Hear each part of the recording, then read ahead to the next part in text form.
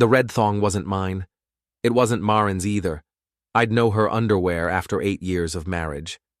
I found it wedged under the passenger seat of our company van at 11:30 on a Tuesday night, stuck there like evidence waiting to be discovered. My first thought, dark and sarcastic as always, was that maybe it was some kind of new air freshener. The second thought hit harder. Whose was it? I'm Owen Carter, 36 years old, owner of Carter Clean Mobile Detailing. Nothing fancy, just me, my wife Maren, and 3 employees running around this Rust Belt town making rich people's cars sparkle. Maren handles the books and scheduling while I do the actual work. At least, that's how it used to be. The signs had been building for months. Maren guarding her phone like state secrets, taking mysterious errands that lasted hours, coming home with explanations that felt rehearsed. When I'd ask questions, she'd flip it around, calling me paranoid or controlling. Classic deflection. I'd started to suspect something, but suspicion and proof are different animals entirely. The mileage discrepancies on our shared work van were what finally pushed me over the edge. Maren used it for supply runs and client meetings, but the odometer showed trips I couldn't account for. 50 extra miles here, 30 there. When confronted, she'd claim she got lost or had to make multiple stops. Plausible, but my gut said otherwise. So I installed a dash camera. Nothing fancy, just a discrete model that recorded front and rear views, activated by motion. I told myself I was being paranoid, that I'd review the footage and feel stupid for doubting my wife. I was wrong about feeling stupid. The footage from last Thursday was crystal clear. Maren meeting someone at the Riverside parking lot behind Miller's warehouse. Not just someone, Tyler Brooks, my 28-year-old assistant. The kid I'd trained, trusted with keys and routes, treated like family. They talked for maybe 2 minutes before climbing into the back seat of our van. I didn't need to watch the rest. The van, rocking gently for 23 minutes, told me everything I needed to know. I sat in my garage that night, staring at the frozen video frame on my laptop screen. Tyler's hand on my wife's face, her looking at him the way she used to look at me. The rage came in waves, hot, then cold, then calculating. I'd always heard that revenge was a dish best served cold. Turned out, I preferred mine detailed, waxed, and served with a side of documentation. I spent the next morning creating my checklist. Not the emotional, screaming confrontation kind, the methodical, devastating kind. Step 1. Preserve all evidence. I copied the dash cam footage to 3 separate drives and uploaded it to a secure cloud account. Step 2. Change all company passwords and access codes. Carter Clean was my business, registered under my name, but Maren had administrative access to everything. Not anymore. By noon, I'd reassigned Tyler's routes to our other employees and moved our business account funds to a new account at a different bank. Maren could still access the old account, but there'd be exactly $47 in it by close of business. Step 3. Schedule a meeting with my accountant to formally separate business finances from household accounts.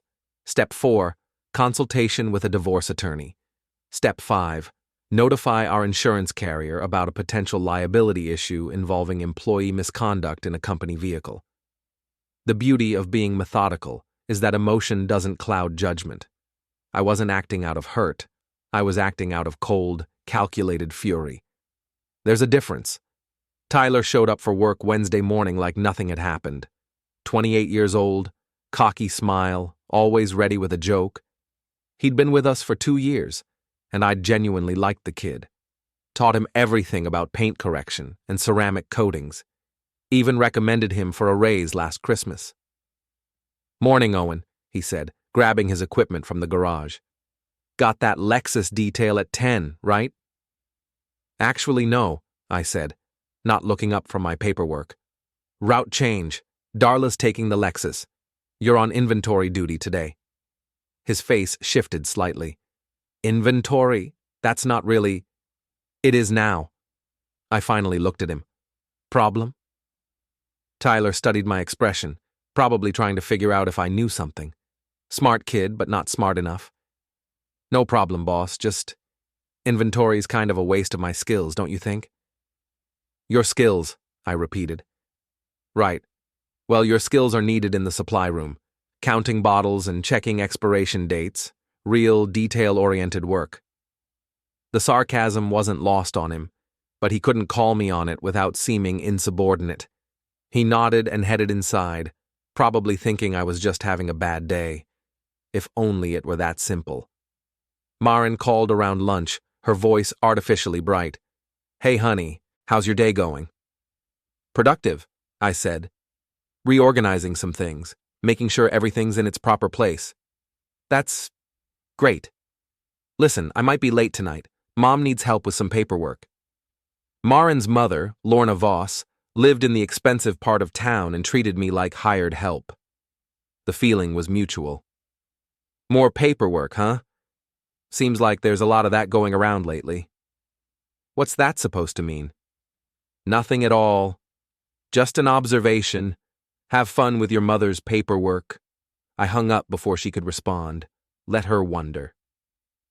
Thursday morning brought 47 missed calls from Maren and 13 voicemails from Tyler. I listened to exactly none of them. Instead, I drove to my lawyer's office and filed preliminary divorce papers. Not to serve immediately, just to have them ready. Preparation is everything. Maren burst into the garage around 10, her face flushed and eyes wild. What the hell did you do to the bank accounts? I looked up from the carburetor I was cleaning. Morning to you too, dear.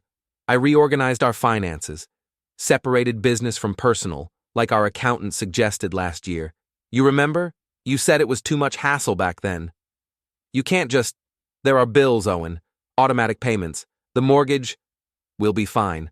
I transferred your half of our household money to your personal account. Check your statements. She pulled out her phone, fingers flying across the screen. Her expression shifted from panic to confusion to something approaching relief. This is actually more than I expected. I'm not a monster, Maren. Just thorough.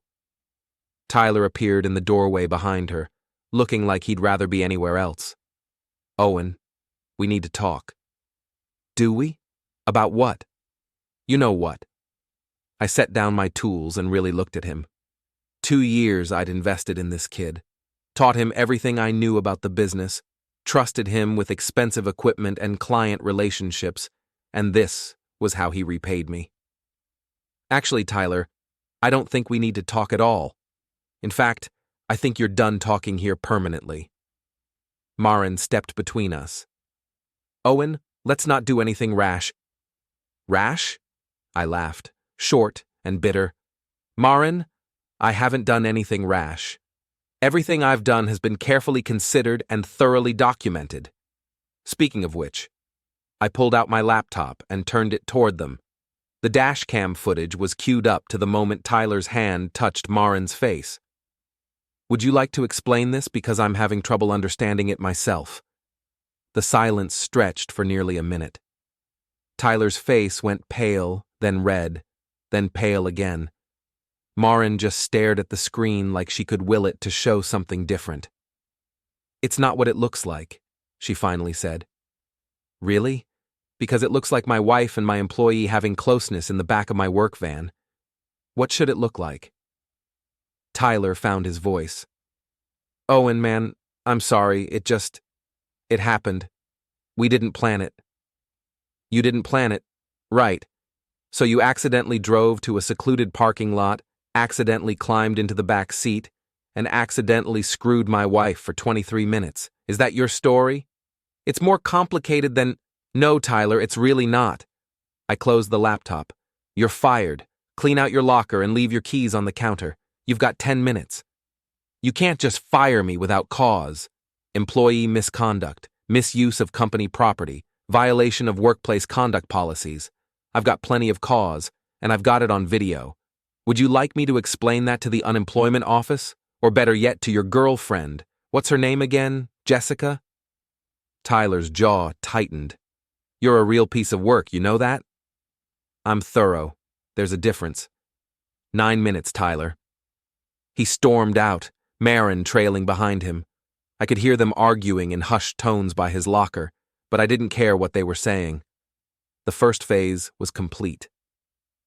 By Friday, the whole dynamic had shifted. Maren moved out of our bedroom and into the guest room, claiming she needed space to think. Tyler had indeed cleaned out his locker, but not before leaving a note calling me a controlling psycho and threatening to tell everyone what kind of man you really are. The threat didn't worry me. What could he tell people? That I'd caught him sleeping with my wife and fired him for it? That I'd documented everything before taking action? That I'd been professional and methodical instead of flying into a rage? Good luck making me look like the villain in that story. What did concern me was the phone call from Detective Lisa Mendez on Friday afternoon. "Mr. Carter, this is Detective Mendez with the city police. We've received a complaint about workplace harassment and wanted to speak with you." "Harassment? From whom?" "I'd rather discuss this in person. Would you be available to come to the station this afternoon?" I agreed to meet her at 4. An hour before the appointment, I called my lawyer. "Don't answer any questions without me present," he advised, "and bring all your documentation, everything." Detective Mendez was younger than I'd expected, maybe 40, with sharp eyes and a no-nonsense attitude. She led me to a small interview room where my lawyer, James Patterson, not the author, was already waiting. "Mr. Carter, we've received a complaint from Tyler Brooks alleging that you've been harassing him and creating a hostile work environment. He claims you've been following him, vandalizing his property, and threatening him. What's your response to these allegations?" I pulled out a folder. "My response is that Mr. Brooks was terminated for cause on Wednesday morning for employee misconduct. I have documentation of the misconduct, witness statements from other employees regarding his behavior, and a complete record of all interactions between myself and Mr. Brooks since his termination." "What kind of misconduct?" I slid a printed screenshot across the table. "Private activity with my wife in a company vehicle during work hours. This was recorded by a security camera I'd installed due to concerns about vehicle misuse." Detective Mendez studied the image. "This is your wife?" "Yes, and that's Mr. Brooks. The timestamp shows this occurred last Thursday at 2:47 p.m. Mr. Brooks was supposed to be detailing a client's car at that time. Have you had any contact with Mr. Brooks since his termination?" "None whatsoever. I haven't called him, visited his residence, or had any communication with him. I can provide phone records and GPS data from my vehicle to verify my whereabouts." She made notes. "Mr. Brooks claims someone vandalized his motorcycle Wednesday night. Sugar in the gas tank, slashed tires. He believes it was you. Wednesday night I was at Murphy's Bar from 6 to 11. I can provide credit card receipts and witness statements. My friend Frankie O'Hara owns the place. He'll confirm I was there the entire evening." My lawyer leaned forward. "Detective, it sounds like Mr. Brooks is attempting to deflect attention from his own misconduct by making false accusations. My client has been nothing but professional throughout this situation." Detective Mendez nodded. "We'll investigate the vandalism claim. But based on what you've shown me, Mr. Carter, it appears your termination of Mr. Brooks was justified. I'd recommend you keep documenting everything, just in case." Walking out of the police station, I felt a grim satisfaction. Tyler was getting desperate, making mistakes. That was good. Desperate people make stupid decisions. The weekend brought a new challenge. Maren's mother.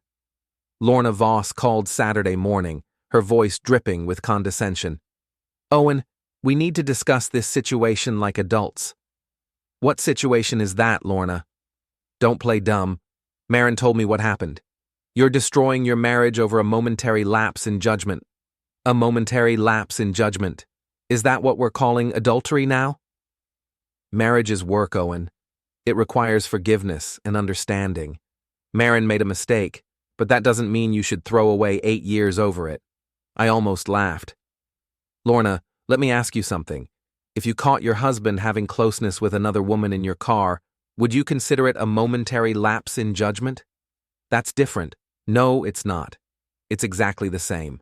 Maren made a choice. Tyler made a choice. Now I'm making choices. That's how consequences work. You're being vindictive. I'm being practical. Maren violated our marriage vows and our business partnership. Tyler violated his employment agreement and our professional relationship.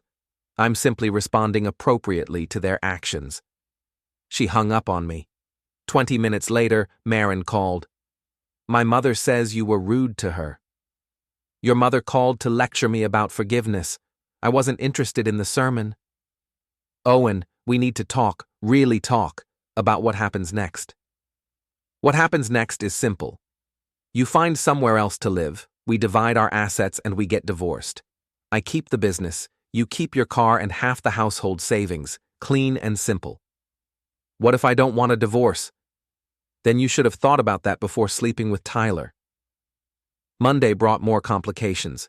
Darla and Tina, my two booking staff, were acting strange, whispering conversations that stopped when I walked by, nervous glances, awkward silences. Finally, I called them into my office. Ladies, is there something we need to discuss? Darla, the older of the two, spoke first. Owen, we heard about the situation with Maren and Tyler. What about it? Well, Tina said, people are talking, clients are asking questions. And some of them are saying maybe they should find a different detailing service. This was what I'd been afraid of. Small-town gossip could ruin a business faster than bad reviews. What kind of questions? Whether the business is stable, whether you and Maren are getting divorced, whether there's going to be drama affecting service quality. And what have you been telling them? The truth, Darla said, that you're handling everything professionally and that service quality hasn't changed. Good, because it hasn't. Maren's no longer involved in day-to-day operations, but Carter Clean is still my business, and we're still providing the same quality service we always have. Tina nodded. We're with you, Owen. What Tyler did was wrong, and honestly, some of us suspected something was going on. You suspected? Little things, Darla explained. Tyler always volunteering to help when Maren needed supply runs, them having private conversations that stopped when other people walked up, the way they looked at each other sometimes. I felt a familiar surge of anger, not just at Maren and Tyler, but at myself for missing the signs that were apparently obvious to everyone else. Tuesday brought the first real test of my resolve. I was detailing a client's BMW when Tyler showed up at the garage, not for work, he'd been fired, but to confront me. We need to talk, he said, trying to sound tough but failing to hide the nervousness in his voice. No, we don't. You're trespassing. Leave. You think you're so smart, don't you? Think you've got everything figured out? I set down my polishing cloth and really looked at him. 2 years I'd known this kid, taught him everything about paint correction, ceramic coatings, customer service, trusted him with expensive equipment and client relationships, and this was how he repaid me. Tyler, I don't think I'm smart. I know I'm thorough. There's a difference. You destroyed my life over nothing. Over nothing? You had closeness with my wife in my work van during company time. That's not nothing. That's grounds for termination and a lawsuit. His face flushed red. It wasn't like that. It was exactly like that. I have video evidence. 23 minutes of you and my wife in the back of my van while you were supposed to be working. You want to explain how that's nothing? You don't understand. Maren and I, we have something real. It's not just physical. The audacity was breathtaking. Something real. Right. So real that you were sneaking around behind my back instead of being honest about it. So real that you were willing to risk your job and my marriage for parking lot quickies. It's more than that. No, Tyler, it's not. It's two people who made selfish choices and are now dealing with the consequences. The difference is, I'm not pretending those consequences don't exist. He stepped closer, trying to intimidate me. You think you've won? This isn't over. Actually, it is over. You're fired, you're trespassing, and if you don't leave right now, I'm calling the police. Again. Tyler stared at me for a long moment, probably trying to decide if he wanted to escalate things physically. I'm not a big man, but I'm not small either, and I work with my hands for a living. More importantly, I had nothing left to lose, and he knew it. He left without another word. Wednesday brought news that made everything worthwhile. Darla came into my office grinning like she'd won the lottery. "Owen, you need to hear this. I just got off the phone with Jennifer Morrison." Jennifer Morrison was one of our biggest clients, wife of a local businessman, owned 3 cars that we detailed monthly. What did she want? To book Tyler for a private detail job. Apparently, he's trying to start his own business and has been calling our clients. This was interesting. What did you tell her? That Tyler was no longer with Carter Clean due to professional misconduct, and that if she wanted quality work, she should stick with us. And? She asked what kind of misconduct. So I told her. About the van, about the affair, about everything. I raised an eyebrow. Everything? Well, not everything, but enough. And here's the best part. Jennifer knows Maren from the country club. They're in the same book club or something. So by tonight, half the women in town are going to know exactly what happened. Small-town gossip was a double-edged sword. It could destroy your reputation overnight, but it could also destroy your enemies just as quickly. What was Jennifer's reaction? She canceled Tyler's appointment and booked us for an extra detail next week. Said she doesn't do business with people who can't maintain professional standards. By Friday, 3 more clients had called to specifically request that Tyler not be involved in their service, only to be told he no longer worked for us. 2 of them booked additional services. One asked if we were hiring, because her nephew was looking for work. The market had spoken. Professional conduct mattered, and I was the only one who'd maintained it. The following week brought a phone call that changed everything. My accountant, Rebecca Chen, called with news about the business finances. "Owen, I've been reviewing the books like you asked, and there are some irregularities I need to discuss with you." "What kind of irregularities?" "Expense reimbursements that don't match receipts, payroll adjustments that weren't authorized, small amounts but consistent over the past 6 months." My stomach dropped. "How much are we talking about?" "Maybe $3,000 total. Nothing that would bankrupt you, but definitely enough to be considered embezzlement." "Who had access to make those changes?" "Maren handled all the payroll and expense processing. She's the only one besides you with administrative access." I sat in my office staring at the wall for 10 minutes after hanging up. It wasn't the money. $3,000 wouldn't destroy my business. It was the betrayal. Not just the affair, but the systematic theft from our joint enterprise. Money that should have gone to business improvements or employee bonuses skimmed off for God knows what. When I called Maren to confront her, she didn't even deny it. "It wasn't stealing," she said. "I was taking advances against my share of the profits." "Advances? Without telling me? Without documentation? I didn't think you'd approve." "Of course I wouldn't approve. It's embezzlement. You were stealing from our business to fund—" "What? Your affair with Tyler?" Silence on the other end of the line. "That's it, isn't it? You were skimming money to pay for hotel rooms and dinners with Tyler, using our business funds to finance your betrayal of our marriage." "It wasn't like that. It was exactly like that. And now I have to decide whether to file criminal charges or just add it to the divorce proceedings." "Owen, please." "Please what? Please pretend you didn't systematically steal from me for 6 months? Please pretend you didn't use our money to fund your affair? Please pretend any of this is forgivable?" I hung up before she could answer. Thursday brought a visit from Lorna Voss. She showed up at the garage wearing her most expensive outfit and her most condescending expression. "Owen, this has gone far enough.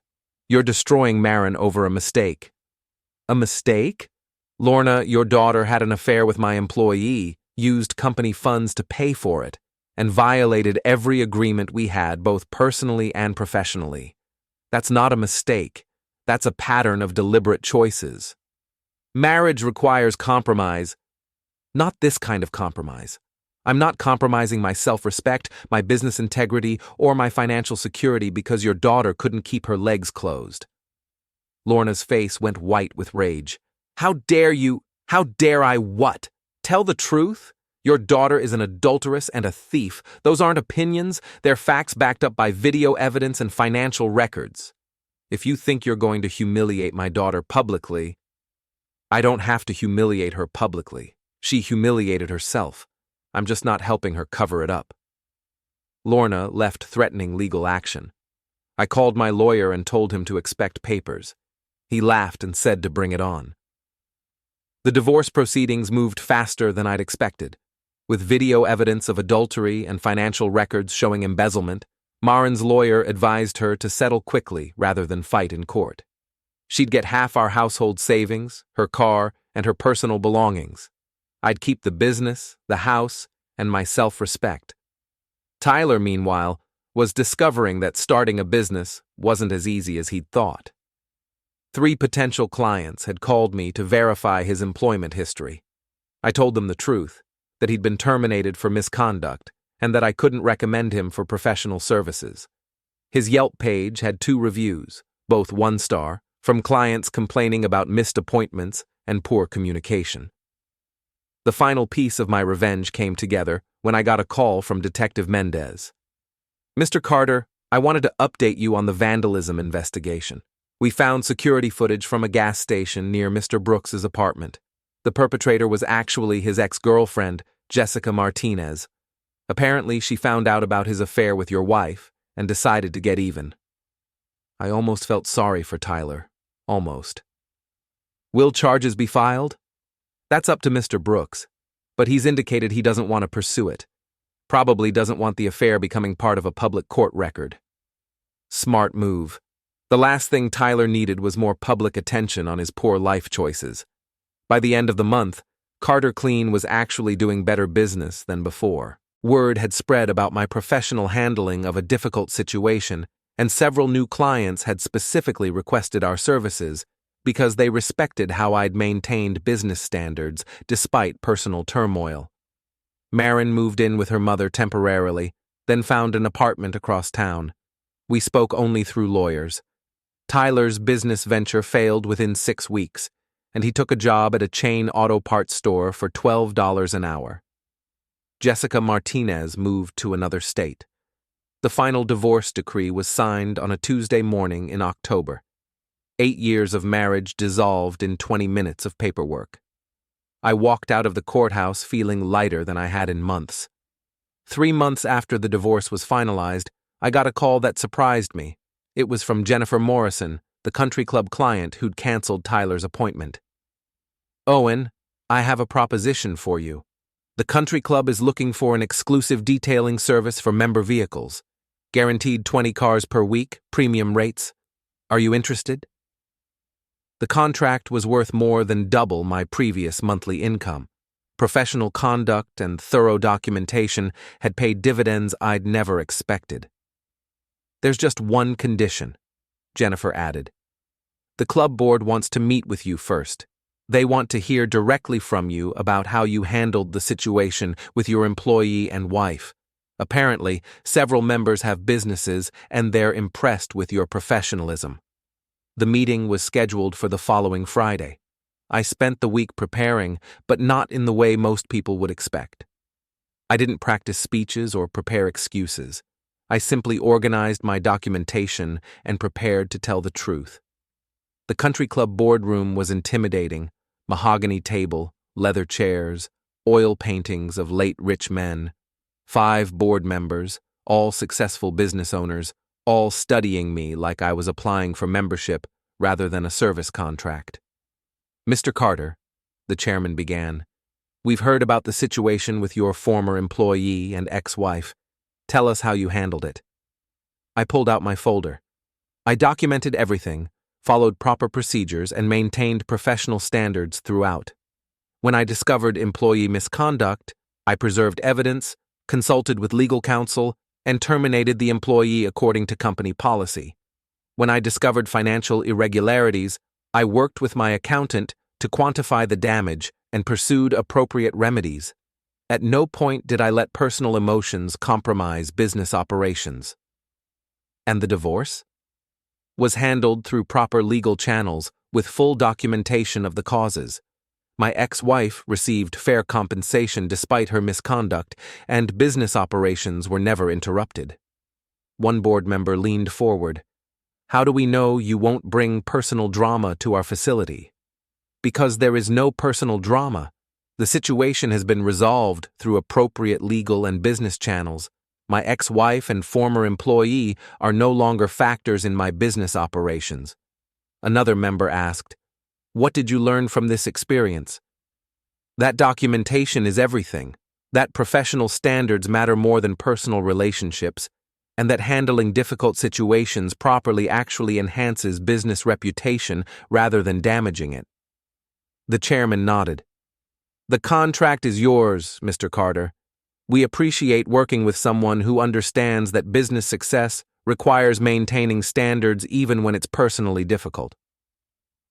6 months later, Carter Clean had expanded to 12 employees and 3 service vehicles. The country club contract had led to referrals from other exclusive venues, and my reputation for professionalism had become a competitive advantage. I was detailing a client's Porsche when Tyler showed up at the garage, not to confront me this time, to ask for a job. "Owen, I know we have history, but I need work. The auto parts store laid me off and nobody else will hire me." I looked at him carefully. 6 months had changed him. The cocky confidence was gone, replaced by something that looked like humility. "Why would I hire you?" "Because I learned from my mistakes. Because I understand now what I threw away. Because I need a second chance." "Tyler, you didn't make a mistake. You made a series of deliberate choices over several months. You chose to pursue my wife, chose to use company property for personal activities, chose to lie about it when confronted. Those weren't mistakes. They were character failures." His face fell. "So that's it? I'm blacklisted forever?" "You're not blacklisted. You're experiencing consequences. There's a difference. You want a second chance? Earn it somewhere else. Prove you've changed. Build a reputation for reliability and integrity. Then maybe, in a few years, we can have this conversation again." "A few years?" "Tyler, you betrayed my trust in the most fundamental way possible. You think that should be forgiven in 6 months? Trust takes years to build and seconds to destroy. You destroyed it. Now you have to build it back, and that's going to take time." He left without arguing. Maybe he was finally learning. The real satisfaction came a week later when I got a call from Maren. Not about money or logistics. We'd settled all that months ago. She wanted to apologize. "Owen, I know it's too late, but I need you to know I'm sorry. For everything. The affair, the money, the lies. You deserved better." "Yes, I did." "I don't expect forgiveness." "Good. Because you're not getting it. Not because I'm vindictive, but because forgiveness requires genuine remorse and changed behavior. You're sorry you got caught and faced consequences. That's not the same as being sorry for your choices. That's not fair. Maren, fairness is getting what you deserve based on your actions. You chose to have an affair. You chose to steal from our business. You chose to lie repeatedly when confronted. Now, you're facing the consequences of those choices. That's exactly fair." She hung up. I went back to work. A year after the divorce, Carter Clean was featured in the local business journal as Small Business Success Story of the Year. The article focused on how professional standards and ethical business practices had turned a personal crisis into a growth opportunity. The journalist asked if I had any advice for other business owners facing similar challenges. "Document everything," I said. "Maintain professional standards regardless of personal relationships. Handle problems through proper channels rather than emotional reactions. And remember that your reputation is built on how you handle difficult situations, not just easy ones." "Any regrets?" I thought about it carefully. I regret trusting people who didn't deserve it. I regret not seeing the warning signs earlier. I regret that it took betrayal to teach me the importance of thorough documentation. But I don't regret how I handled the situation once I discovered it. What about your ex-wife and former employee? What about them? They made their choices and faced the consequences. I made my choices and built a better business. Everyone got exactly what they deserved. The article ran with a photo of me standing next to our newest service vehicle, a custom-wrapped van with Carter Clean, professional standards, exceptional results, emblazoned on the side. 2 years after the divorce, I was invited to speak at a small business association meeting about crisis management. The room was packed with entrepreneurs who'd heard about my story through word of mouth. The key to surviving a business crisis, I told them, is to remember that your response matters more than the crisis itself. People will judge you not on what happened to you, but on how you handled what happened to you. A woman in the front row raised her hand. What if the crisis involves people you trust, family members or close friends? Then you treat it exactly the same way. Professional standards don't change based on personal relationships. If anything, they become more important. The people closest to you should be held to the highest standards, not the lowest. But doesn't that damage relationships? It damages relationships that were already damaged. Healthy relationships can survive honest accountability. Unhealthy relationships can't. The crisis doesn't create the problem. It reveals problems that already existed. After the presentation, a young man approached me. "Mr. Carter, I'm dealing with something similar. My business partner, who's also my brother-in-law, has been stealing from our company. My wife wants me to handle it quietly to avoid family drama."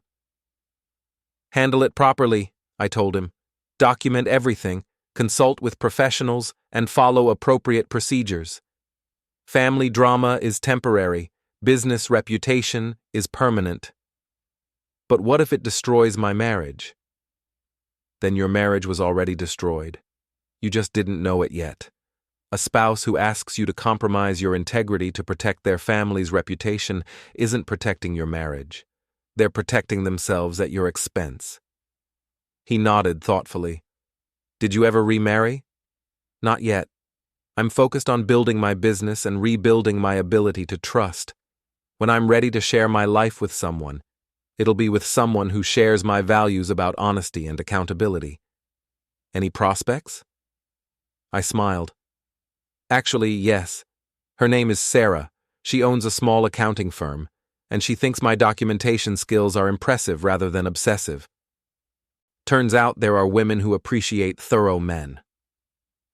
3 years after the divorce, Carter Clean employed 22 people and serviced clients in 3 counties. We'd expanded beyond detailing to include paint protection, ceramic coatings, and fleet management services. The business was worth 10 times what it had been during my marriage. I was reviewing quarterly reports when Darla knocked on my office door. "Owen, you have a visitor. Maren's here." I hadn't seen my ex-wife in over a year. She looked different, thinner, tired, older than her 36 years. "What can I do for you, Maren?" "I wanted to see what you'd built. Everyone in town talks about Carter Clean now, how successful you've become." "Success tends to follow when you maintain professional standards and work with trustworthy people." She flinched slightly. "I also wanted to tell you that Tyler and I broke up 6 months ago." "I'm sorry to hear that." I wasn't sorry, but politeness costs nothing. He cheated on me, with his new manager at the electronics store where he works now. The irony was almost too perfect to believe. "How did you find out?" "Saw them together in his car, in the parking lot behind Miller's warehouse." The same place where I'd caught them together. "What did you do?" "Confronted him. He said it didn't mean anything, that it was just physical, that I was overreacting." "And your response?" "I left him, moved out that night, didn't give him a chance to explain or apologize." I nodded. "Good for you. You learned something." "I learned that you were right. about consequences, about accountability, about not accepting excuses for unacceptable behavior. It only took you 3 years. I know I don't deserve forgiveness. Maren, stop. You're right. You don't deserve forgiveness. But more importantly, you don't need it. You made choices, you faced consequences, you learned from the experience. That's how growth works. You don't need my forgiveness to move forward with your life. I just wanted you to know that I understand now, what I threw away, what you were worth. I appreciate that. But understanding what you lost doesn't change the fact that you lost it. The best thing you can do now is apply what you've learned to future relationships. She left without asking for anything else. No requests for second chances, no attempts to rewrite history, no demands for forgiveness. Maybe she really had learned something. 4 years after the divorce, I married Sarah Henderson at a small ceremony attended by close friends and business associates.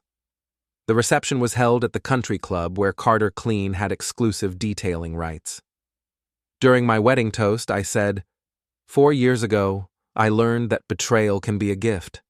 Not because betrayal is good, but because surviving it teaches you what you're truly worth and what you're truly capable of. Sarah and I are together not because we need each other, but because we choose each other. Every day. That's what real partnership looks like. Sarah's toast was shorter, but more direct. Owen showed me that integrity isn't something you have when it's convenient. It's something you maintain when it's difficult. I'm proud to build a life with someone who values truth over comfort. The last I heard, Tyler was working at a cell phone store in the mall, still single, still struggling to rebuild his reputation. Maren had moved to a different city and was working as a bookkeeper for a small law firm. Lorna Voss still lived in her expensive house, but we moved in different circles now. 5 years after the divorce, Carter Clean was acquired by a regional service company for a sum that allowed me to retire comfortably or start a new venture. I chose to stay on as regional manager because I'd learned that success isn't just about money. It's about building something that reflects your values. The acquisition celebration was held at the same warehouse where I'd once stored company vehicles. The new owners had renovated it into a modern facility with state-of-the-art equipment and training facilities. Standing in that space, looking at what I'd built from the ashes of betrayal, I felt a deep satisfaction that had nothing to do with revenge and everything to do with vindication. The regional company president asked me to speak to the assembled employees about the keys to business success. The secret, I told them, isn't avoiding problems. It's handling problems properly when they arise.